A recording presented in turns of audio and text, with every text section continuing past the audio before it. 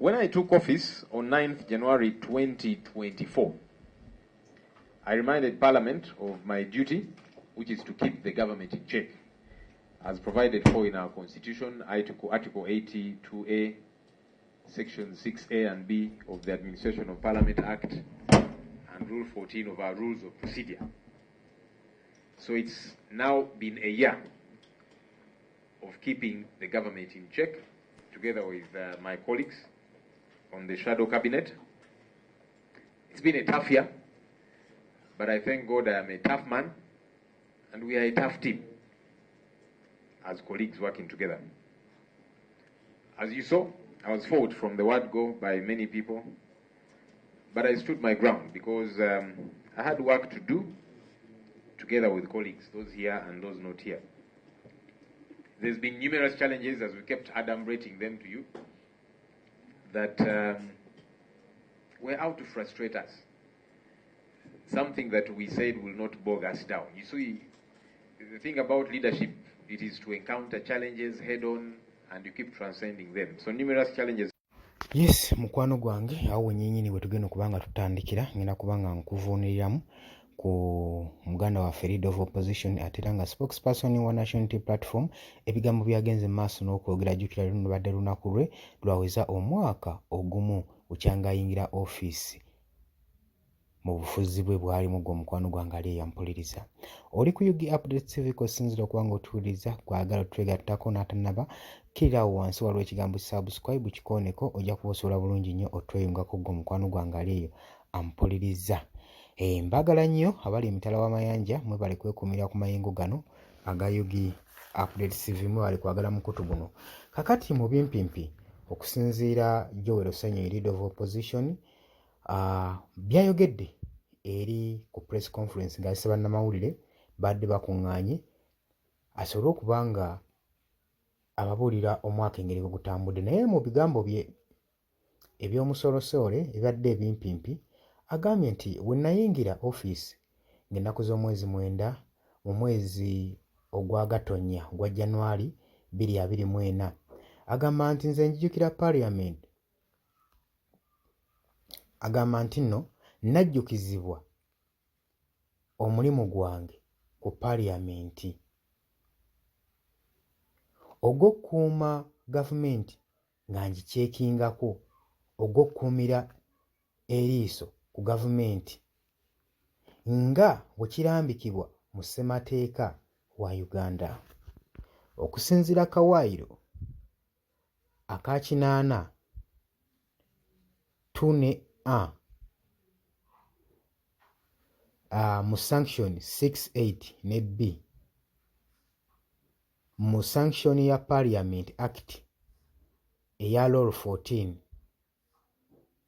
ku mateeka gaabwe ge balina okuyita mu procedures zaabwe, Joel Osanyo agamba kati weguweze omwaka ogumu nga nkuumira gavumenti ku liiso, ng'eriiso ndikuumidde ku gavumenti nga ngikyekinga, nga ngikeberako, nga ndi wamu ne bannange abali mu shadow cabinet.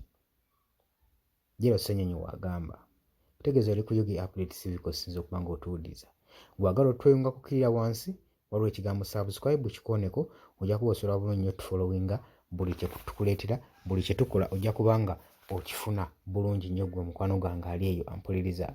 Agamba nti nno nze ne bannange tubale tukuumira gavumenti eno eriiso nga tuligijjaako liiso nga tugikuumiddeko eriiso ejjogi nga tetutemya, tubadde tetutemya. Nze ne bannange aba shadow cabinet tubadde tetutemya, tusula tutunula okulanga gavumenti tufuuka kalabalaba, kubanga gavumenti yaffe ejjuddemu obubbi, ejjuddemu obuli bw'enguzi, ejjuddemu obufere. Muba mwebase ngeno balina bye bakukusa, waliyo ebitereke ebikukusibwa. Mugenda ozuukuka nga waliwo ate etteeka eryayise ne mubaba nga tetwabadde mu Parliament lyayise lyatudde awo.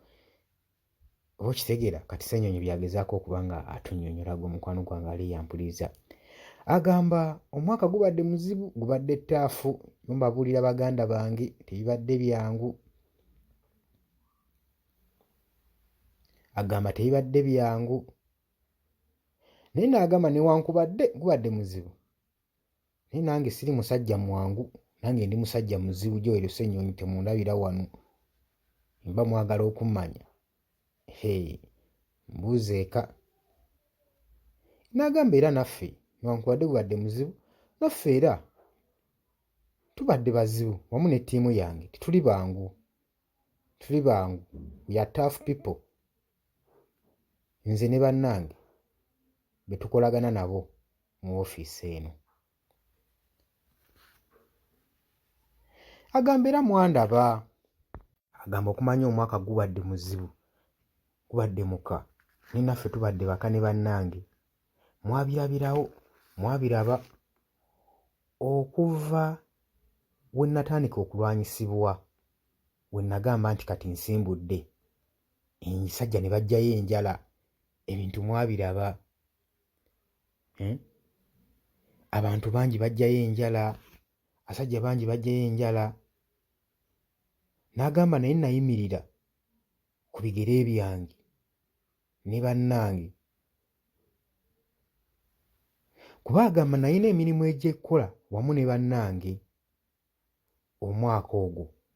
So y'ensonga lwaki twayimirira ne tugamba what come May, ekijja kijje, twali kigenda tulemesa genda mu maaso.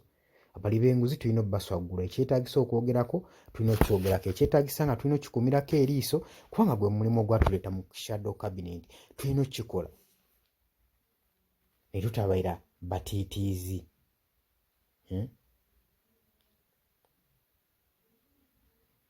Agamba mbaddemu ebizibu bingi mu mwaka gwange guno gusoose, sobola bibannyonnyola byonna, naye mulina okkimanya era naffe tulina okkimanya, buli mukulembeze ali olina okkimanya, buli w'oyingira obukulembeze lowooza ku bizibu era okimanye nti nno ebizibu bingi ebigenda okujja, ebisoomoozebwa bingi ebigenda okujja mu maaso go mu bukulembeze bwo. Bangi abagenda okujja bakulwanyise, bangi abagenda okukuba enkokola, bangi abagenda okuvaayo bakuwaayirize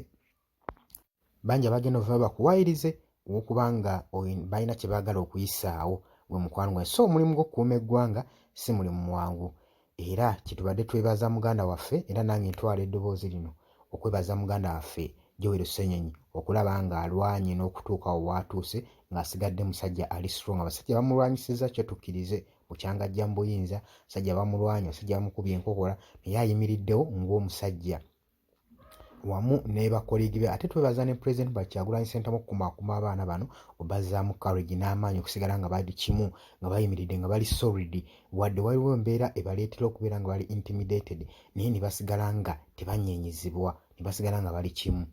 Tubeebaza nnyo. Kutegeeza obadde ku UG Update TV Course, badde osinza okuba ng'otuwuliriza era ng'olaba, wabula ggwe ate naba tweyungako kkirira wansi waliwo ekigambo subscribe kikooneko, ojja kuba osobola bulungi nnyo otweyungako mu kanu gwange. Baganda bange mbaagala nnyo, mwebale kwekuumirako.